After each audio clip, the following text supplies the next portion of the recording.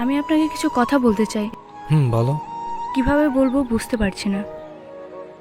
আমি আপনাকে খুব ভালোবাসি, প্লিজ আমার ভালোবাসাটা অ্যাকসেপ্ট করুন।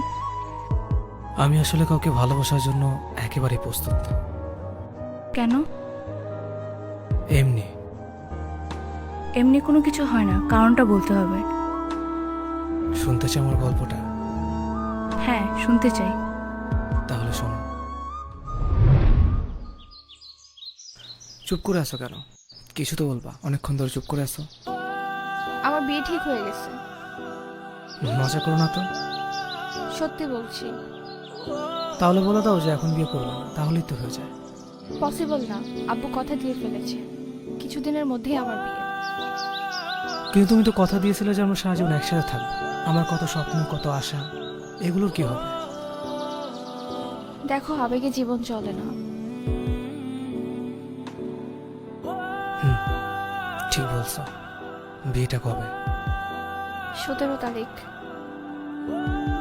ও, আমাদের সব পিক ডিলিট করে দিবা। মেসেজও।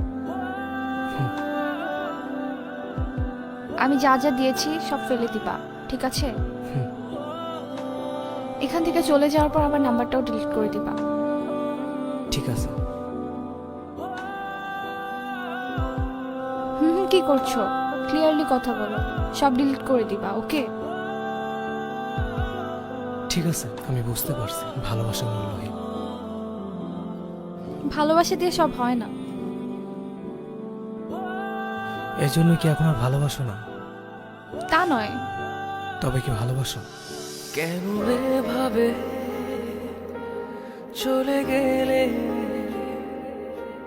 মনে পড়ে এখনো তোমায়।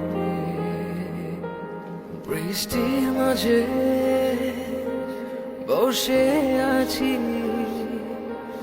মেঘলার আকাশের ডাকে। কেন এভাবে চলে গেলে মনে পড়ে